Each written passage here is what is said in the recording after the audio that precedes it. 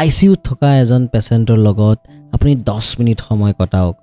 আপোনাৰ জীৱনৰ প্ৰতি অশান্তি নাইকিয়া হৈ যাব এজন সাইকেল মেকানিকৰ লগত আপুনি 10 মিনিট কটাওক প্যাশন আৰু জুগাৰ কি বস্তু আপুনি বুজি পাই যাব এজন 12 ফেইল যোনে এটা সাকসেসফুল বিজনেস ৰান কৰি আছে তেওঁৰ লগত 10 মিনিট সময় এটা কটাওক ডিগ্ৰীৰ অকাত বুজি পাই যাব এজন পিতৃ-মাতৃ যাৰ চকুৰ সন্মুখত নিজৰ সন্তানটিৰ মৃত্যু হৈছে তেওঁৰ লগত 10 মিনিট কটাই চাওক আপোনাৰ জীৱনৰ পৰা প্ৰতিটো কমপ্লেইন নাইকিয়া হৈ যাব এজন মানুহ যি ৰিসেন্টলি ডিভোৰ্সৰ পৰা ওলাই আহিছে তেওঁৰ লগত 10 মিনিট বহি কথা পাতক আপুনি প্ৰেমৰ মূল্য বুজি পাব আৰু এজন 4th ষ্টেজ ক্যান্সাৰ পেচেণ্টৰ লগত 10 মিনিট কটাওক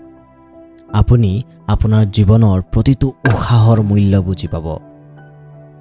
আমাৰ জীৱনত যিমান সমস্যা থাকে যিমান প্ৰবলেমক লৈ আমি জীয়াই থাকো ন